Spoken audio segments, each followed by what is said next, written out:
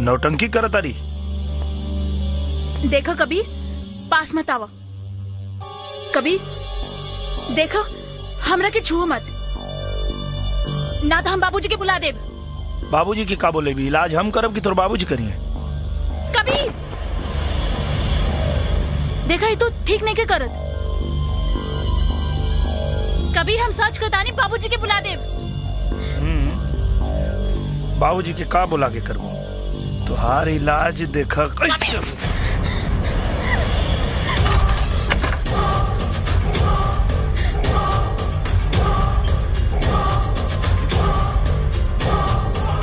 चल बताओ, हकीकत का बा?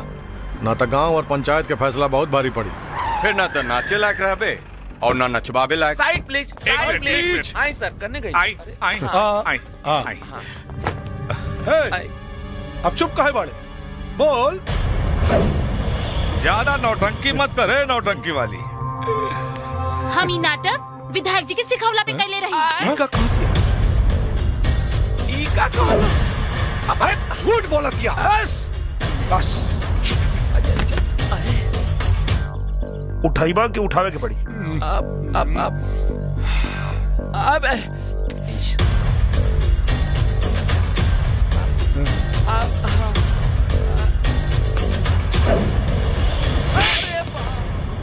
एक बात कान खोल के सुन ले, जवन बूढ़ बाप के जवान बेटा होके ना, ओकरा के कब्बो कमजोर समझे के गलती मत करी है।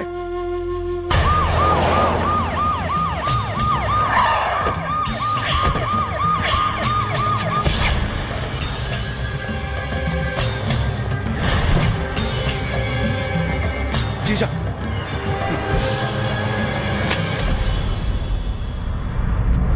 आई आए चुनाव खोपड़ी पे नाच रहा बा। अब चुनाव चिन्ह जूता होई का? हम वही रहनी मंत्री जी। पलटे के चक्कर में विधायक जी पलटा गई नहीं है। हाँ है जी। है ना? यस सर। अरे साले वहाँ खड़ा होके का बाबा जी का घंटा गाड़त रहा।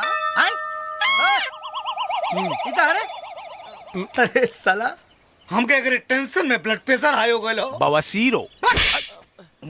तू साले हमरा के नाम मंत्री जी, कम से कम वर्दी के तरह वाली लिहाज करी। ई लोग के चक्कर में ई दरोगा दोगला बन गया है। ठीक है कहता रहा। आज हमारा समझ में आया कि कहावत कितना सही बा। जोरू का भाई एक तरफ और सारी खुदाई एक तरफ। सही कहा तानी जी। आइए, आप यही की कमी थी, सुपारी दे रहे। दीदिया चुप रहा। इतना सुघर सार केहू भाग्यशाली के ही मिलेला। उठी, ओने जाके बैठी। अच्छा। ई हमार बबुआ खातिर कुर्सी बा, रउआ खातिर तो प्लास्टिक के कुर्सी बा, ताकि बवासीर में तनी कम दर्द होखी। जी देखता रे, राज्य चलाए वाला घर चलावे में कितना असमर्थ बा। अब बुझाई जीजा हमरा के थप्पड़ काहे ना मारना। इनका के चप्पल खाई पड़ी। ढेर ना, यहाँ के हमारे जीजा जी। तुम लोग साले सुधर जाओ। कितनी तकलीफ दोगे तुम लोग, मैं क्या करूं भाई। हेलो, दिमाग का फालूदा निकल आए। पाकिस्तान से हैदर अली। हेलो जी। हाँ हाँ जी जी। हाँ हैदर अली साहब, वालेकुम प्रणाम। वालेकुम सलाम चौबे जी, कहिए सब खैरियत? जी जनाब, हिंदुस्तान प्रगति कर रहा है। चुनाव नजदीक है। अब अगर जनता की सहानुभूति मिल जाती तो चुनाव तो हम ऐसे ही जीत जाते। सहानुभूति ठीक है, चलिए कर ही देते हैं हंगामा। दिन और तारीख आपका और काम हमारा। अरे जनाब शुक्रिया। तो लीजिए लगे हाथ, दाऊद हसन साहब से बात कर लीजिए। हाँ दीजिए दीजिए। वालेकुम प्रणाम हुजूर। 14 अगस्त का जवाब होगा 20 दिसंबर।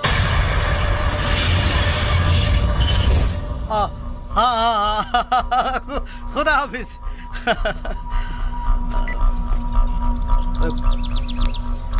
देखला, हिंदुस्तान में रह के डीलिंग पाकिस्तान से करीला। अरे ता जीजा के कर बाड़ा जुत्ता खाए वाले के दीदिया। दीदिया कहाँ पड़ा बता रही। एक बात बताओ, तोरा सर पे जूता के रख ले रहे? मास्टर दीनानाथ शास्त्री का बेटा कबीर शास्त्री। कबीर शास्त्री तो बेटा कबीर, अब की दंगा में पिला जेबा तू। मजा गेल रहे वो दिन। बहुत मजा। का बात बा? रिपोर्ट लिखावे के बा। एक मिनट बाद में बात करब। हाँ, रिपोर्ट केकरा खिलाफ? उ लोग के खिलाफ जे बम मार के हमरे अम्मी और अब्बू के मरले बाड़े। अरे बेटा वो लोग पाकिस्तानी आतंकवादी बा, वो लोग के सरकार पकड़ी, हमनी के वो लोग के पकड़े के अधिकार नहीं खे।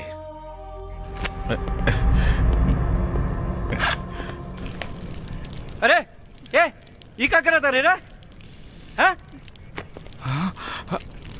अरे साहब देखिए मुंह तता। ई का कैले? हमार अब्बू कहत रहे जे थाना में थानेदार रह के थानेदारी ना करे उ थाना ना पिसाब खाना होला। साले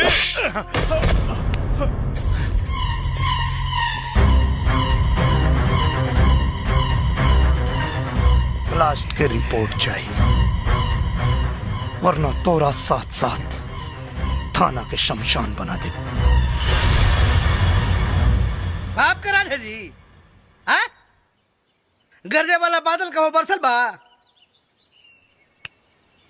अब मरे वाला आदमी के अगर श्रद्धांजलि ना दिल गई तो जिंदा आदमी के आत्मा के शांति कहाँ मिली? नमस्कार नमस्कार नमस्कार।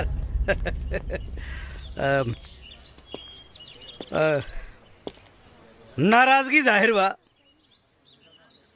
हम बूझ रहल बानी, बाकी मुआवजा के रकम बहुत जल्द पहुंचावे के हम कोशिश कर रहल बानी। मुआवजा के रकम पहुंचला से मरे वाला वापस आ जाई ना, ये तो हम अच्छी तरह से जानता नहीं। क्या नाम है तुम्हारा? कबीर। तो थाना के फूंक के और दरोगा के मार के मरल आदमी को तू जिंदा कर लेबो? जिंदा ना हो जाई, लेकिन गुनहगार के सजा दियाई तो आत्मा के शांति भेटाई। अरे तो आत्मा के शांति लगा करिए अपन जान दी साले गवार। मंत्री जी चुप! एक शब्द ना तो दफा लगा के तना ठोकवाई कि बुढ़ापा जियान हो जाई। कानून बड़ा होला, आदमी ना। अगर मरे वाला के एहसास ना रहित ना तो इतना ठको होती तोहनी के कि देख नक्शा बिगड़ जाए। पुलिस वाले पे हाथ रहे बताए, हाथ काट दे। 4 गो वोट का दे देना लोगन, मंत्री मिनिस्टर सांसद विधायक सब तोहनी के जूता के धोला। सकल से बेवकूफ लागत रे, ना तो दहिया की चमनिया नोच लेती। एक बार पता चल जाए बॉम्ब ब्लास्ट में केकर हाथ था, चमड़िया नोचब ना चबा जाए। पाकिस्तान ब्लास्ट करे वाला पाकिस्तान का आतंकवादी है। सुन के खून पानी तो ना हो गई? अरे महाराज, पहले ही तो पता कैला कि अनाथ के देह में खून बाल की खाली पनिया से काम चलाता। खून पानी के पता वो दिन चली जब ब्लास्ट करे वाला के लिया के एजा और अगर ना मर लेना तो फिर अनाथ के साथ साथ नाजायज भी कहीं भी। हाँ, ना तो फिर शहीदे में नाम लिखाई और ना तो फिर नाम दर्ज होई। चला। मंत्री जी,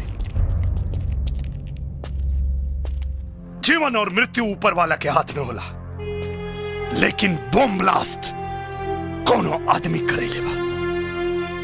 ब्लास्ट में मरे वाला एक एक आदमी की कसम खा के कहा था नहीं, ब्लास्ट करे वाला के यही धरती पे लिया के मारे। काहे कि बम के धमाका ही ना चिन्हेला कि मारे वाला हिंदू है कि मुसलमान, और यह बतावे खातिर आ रहल बानी पटना से पाकिस्तान। ये पासपोर्ट बनवा के कहवा जाए के बा? पाकिस्तान। अच्छा, वो नौकरी करे खातिर जैसे लोग दुबई वगैरह जाने वैसे ही ना? ना, पाकिस्तान के बम से उड़ावे। बम से उड़ाई बा? अच्छा, तो तू लोगन कैसे बम मरबा? ऐसे बम के चोट पर त चिल्लैले, बंदूक के नोक पर निकल जाइबे। 10 दिन से घुमावता रे, क्या समझता रे? का लगा था तोरा के? पासपोर्ट ना बनेबे तो हमनी के पाकिस्तान ना जाएके जाएके वैसे जाएके जैसे ओकनी क्या बोले सन।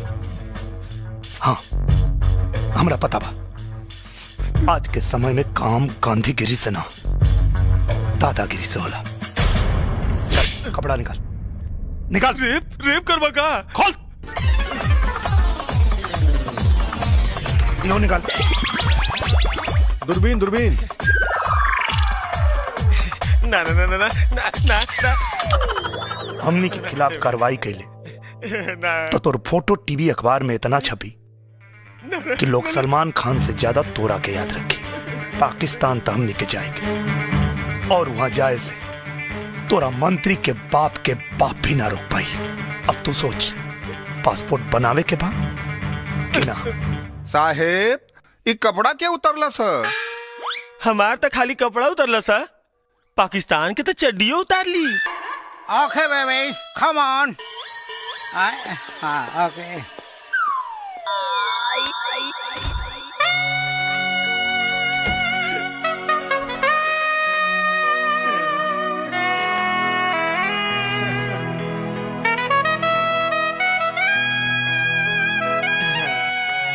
काहे के बोलौनी हो? तो हर बलात्कार करेगा। पैक बाड़ू की उद्घाटन हो चुकल बा। ओ मंत्री जी के रहते दूसर के उद्घाटन करी। सही एकदम सही। आई ए ऊ का चमक रहल बारे। फॉरेन से मंगवाइले बानी चमकी ना। अच्छा तब तो भीतरा फरन साबुन लागल है। सुन के देख ली कोना कंट्री के साबुन लगैले बानी। गंधावता माका तरे गंधावता ए करे जा तैया माग लागल रे। बर्दाश्त क्यों करे जा? मैं समझ करे जा जल्दी करा। हट मुझे अब क्यों जान जाई त का कोही जाने का खाक। मंत्री बाद में आई लौंडा बाज पहले। जब हम पास में खलासी रानी नू तो कोनो खलासी लौंडा के छोड़ने ना रानी। तो यो तो सोची रहो जनता के सेवक होई। सेवक? हाँ। जनता मतलब बेवकूफ, एक नंबर का गधा। जब वोट की जरूरत हो गए तो हाथ जोड़ लेवे के अगर बात पिछवाड़े दुलत्ती मार के भगा दे। जान फालतू बात करेंगे समय ना। जल्दी से आजा जल्दी से आजा करे जा समझ आ। जल्दी से चलो। विधायक जी के पता चली तो विधायक ससुरा हम उस बड़ा लागल होई कत्तो कीर्तन थोड़ा करत होई। अरे जल्दी करो हो ए हमार पावर हाउस। रवा ऐसा नहीं हम तो कब सोचले भी ना रहनी। अरे तोहरा सोच से भी बहुत ऊपर का चीज बानी। जब हम दारू का दलाली करी ना तो घसियारी न चरवाहिन केहू के ना छोड़नी। 3 बेर रेप के केस में भीतर जाके बाहर आ चुकल बानी। चरित्रहीन नंबर 1 कहा तो लिख के दे दी हो ना। पहले उठक बैठक करी।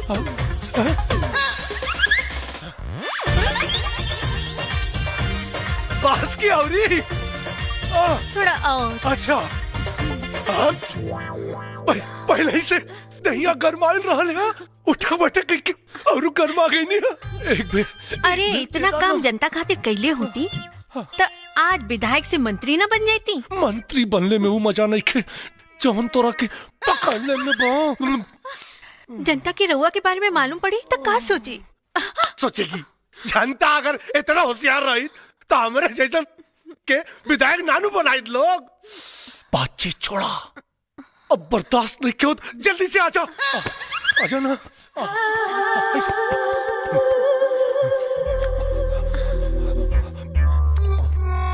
हम अगर रउआ लगे आई तो रउआ बीमार हो जाए। कहे हो मलेरिया बाकी फलेरिया एड्स बा। जीजा ए जीजा कुछ छपल इतना छपल बाकी नेताजी के और मंत्री जी के लंगोट जल के राख हो जाई। ले जाके दे आओ। ये कहा भैया? वो लोग के करम कुंडली है। आए कहा पहलवान जी ये हाफ टिकट लगे कहाँ घूमता रहा? संग्रामपुर पंचायत से रोल के क्रम कुंडली आइल बा। करम कुंडली? हैली सीढ़ी देख ली। कबीर भैया पंचायत में इंतजार करा तरन।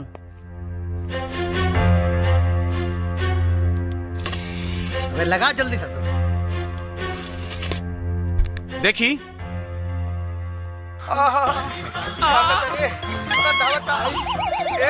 जीजा मतलब बेवकूफ एक नंबर का गधा। जब वोट की जरूरत है। हे जीजा, अरे तू तो नेता से अभिनेता बन गई। अरे साले जान बंद कर पर पांच तलाक हो जाए। पकड़ने में मालूम पड़े तो क्या सोचे? अरे साले बात का सबक अगर इतना होशियार रही। अरे साले माई के पेटवा में कैसे रले साले?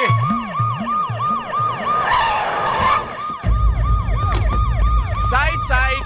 हाँ आई आई सर। हाँ साइड। चप्पल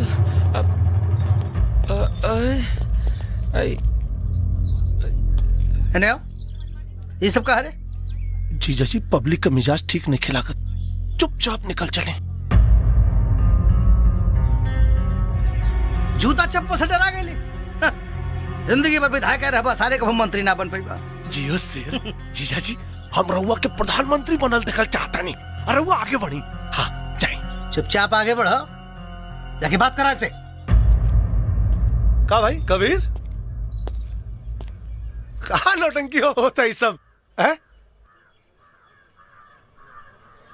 यही जगह बतीबा के अंदर चल के बताई। भीतर ठीक रही। चला आवा। अब भीतर कहाँ लेके जाता है? हाँ विधायक के सामने बैठल बाड़े।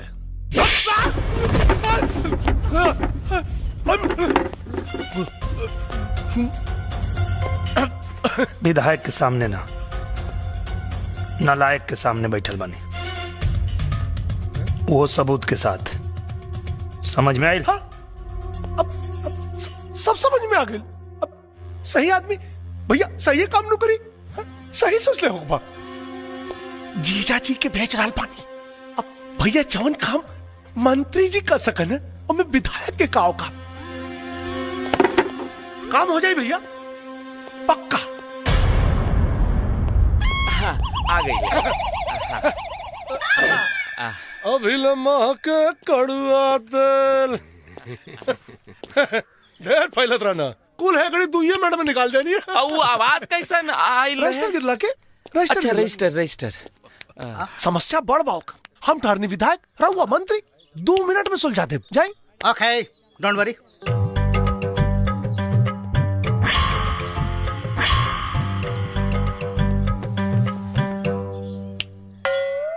मंत्री के सामने बैठा है, डर नहीं लग रहा है?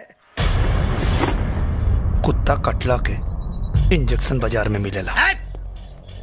कुत्ता किसको बोला है जी? तोरा के। शेर बोल। शेर तुम्हारा लिहाज कर रहे हैं, नहीं तो नटाई में दोनों उंगली डाल के ऐसे उल्टा लटका देते। वापस कर सीढ़ी वापस कर। का भइल सर? हाँ का भइल? लागत फिर रजिस्टर गिरल। कतना रजिस्टर बा अंदर हो? बॉम्ब ब्लास्ट में केकर हाथ रहे? Bomb blast? हमरा का पता? का भइल सर? काहे रोता नी? अपना खातिर ना, जीजा खातिर रोवता नहीं। वो पाकिस्तान में अलहायदा नाम की एक संस्था है जो वो वाली फ्रंट पार्टी से जुड़ा हुआ है यार पाकिस्तान में। संगठन चलावे वाला के नाम? अब लीजिए मैं यहाँ हिंदुस्तान में रहता हूँ यार, पाकिस्तान के बारे में सफल मंत्री को बोल रहा है। अरे उठी सर। अरे का भइल सर? अरे लागत आज हमार बहन विधवा हो जाए रे दादा। ओ मैं पाकिस्तान के दौरे पर गया था तो वहाँ कुछ लोगों से मेरी छोटी मोटी फ्रेंडशिप हो गई थी और तब से लेके आज तक वो फ्रेंडशिप चल रही है। चल रही है ना? इतना लोग के ये क्या है? वीजा पासपोर्ट आवे जाए और वहाँ रहे खातिर व्यवस्था। आए? है? ये पहलवानमा को ले जाके क्या करोगे भाई वहाँ पे? तोहरा साथे गइल रहे ना पाकिस्तान?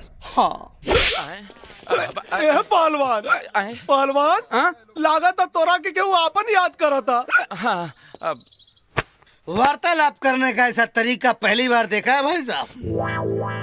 नमस्कार। ऐसन गद्दारन के हाथ में देश बा। शुक्ला जी। जी सर। आप वीजा और पासपोर्ट रेडी करवाइए। यस सर। और अनहनन सारन के ना पाकिस्तान बाई रोड भेजे के हो। यस सर। हाँ और हाँ, हैदर अली को फोन लगाओ। यस सर। है और पहलवानों को वीजा पासपोर्ट बनवाता था। हमार का हिला बाद में बताएंगे। हाँ हेलो हेलो मंत्री जी बात। हाँ हाँ हाँ जी। सलाम जनाब। अरे वालेकुम प्रणाम। और बताइए सब खैरियत? सब मजे में मजे में। इन धमाकों से कुछ चुनावी फायदे नजर आए? अरे जीजा क्यों जी नहीं? का चेहरा देख ली खुद पता चल जाई। हाँ जी जी, आप क्यों? फायदे की बात, हमारा फायदा तो हो ही रहा है। हम तो आपके फायदे के बारे में सोच रहे हैं। क्यों मजाक कर रहे हैं जनाब? पहला मिशन जिसने फेल किया है उसे हम आपके हवाले करने की सोच रहे हैं। जी तो चाहता है क्या कि जुबान चूम लूं। हम गुड़ से भरा हुआ ट्रक आपके यहाँ भेजेंगे। इधर का कागज हम तैयार कर लेंगे, उधर का आपका लीजिएगा। लेकिन ले जाने वाला लौट कर वापस नहीं आना चाहिए जनाब। सर पाकिस्तान से phone sir. Hello, I am Choubey from Hindustan. अबे चौबे फ्रॉम हिंदुस्तान, तुमने ट्रक में हथियार भेज दिए? अरे हम तो यहाँ से गुड़ ही भेजे थे। अब पाकिस्तान की धरती में वो गुड़ अगर हथियार बन गया तो मैं क्या कर सकता हूँ? तुम्हें तो दौड़ा दौड़ा के मारूंगा। पिछवाड़े में बम नहीं बांध दिया तो नाम बदल देना। धमकी नहीं। धमकी? हेलो, हमारे यहाँ 10 मरता है तो एक मुखिया पैदा होता है। हमारे यहाँ 100 मुखिया मरता है तो एक विधायक पैदा होता है। ली। और अब आप खुद सोचिए कि कितने मादर डॉट डॉट मरे होंगे तब मैं एक मंत्री पैदा हुआ हूँ। सबको दौड़ा दौड़ा के ये लुधियाना से लेकर लाहौर तक नहीं भगाया ना, तो मेरा नाम भी हैदर अली नहीं। इस रूट की सभी लाइनें व्यस्त हैं। कृपया जब तक मामला सॉल्व ना हो जाए तब तक फोन ना करें। टीटी पू पापू टिन टिन टिटों। का भाई ले जीजा खौनो प्रॉब्लम बा का? पाकिस्तान के पिछवाड़ा फाट गई हो, तू सीए जाइबा।